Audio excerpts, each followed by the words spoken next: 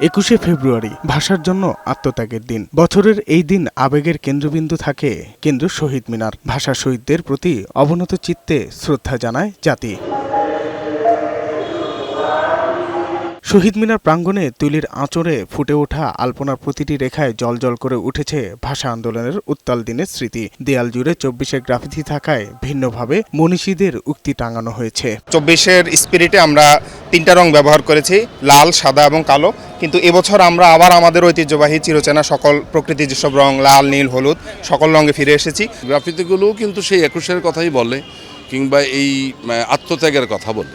ফলে হচ্ছে গ্রাফিতিগুলো যেহেতু আছে, তো গ্রাফিতিগুলো আমরা ধরছি না ধরে বিভিন্ন মনীষীদের বাণীগুলোকে আমরা ক্যানভাসে প্রতিস্থাপন করছি দেয়ালের উপরে। পুলিশ কমিশনার জানান, কেন্দ্র শহীদ মিনার ও আশপাশের এলাকায় নেওয়া হয়েছে নিশ্ছিদ্র নিরাপত্তা ব্যবস্থা। র্যাব ও পুলিশের ডগ স্কোয়াড দিয়ে তল্লাশি চালানোর পাশাপাশি বিভিন্ন প্রবেশপথ ও এলাকা সিসিটিভির আওতায় আনা হয়েছে। দায়িত্ব পালন করবে 15,000 পুলিশ সদস্য।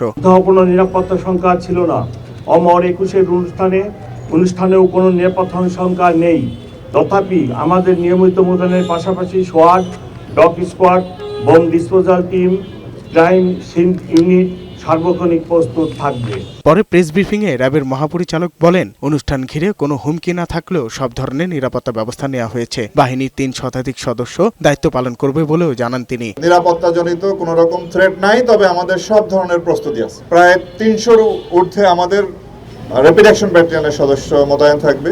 এদিকে ঢাকা বিশ্ববিদ্যালয়ের প্রক্টর সাইফুদ্দিন আহমদ জানিয়েছেন, প্রথম প্রহরে শ্রদ্ধা জানাবেন রাষ্ট্রপতি ও প্রধানমন্ত্রী। এছাড়া ভিভিআইপিরা শ্রদ্ধা জানিয়ে চলে যাবার পর খুলে দেওয়া হবে জনসাধারণের শ্রদ্ধা নিবেদনের জন্য। যেহেতু রমজান মাসে আমাদের এটা হচ্ছে মহান ভাষা দিবস, সেই জন্য আমরা 3টা পর্যন্ত আমাদের ঘোষণা মঞ্চ চলবে। শনিবার সকাল 6:30টায় অনুষ্ঠিত হবে ভাষা শহীদদের স্মরণে প্রভাত ফেরি।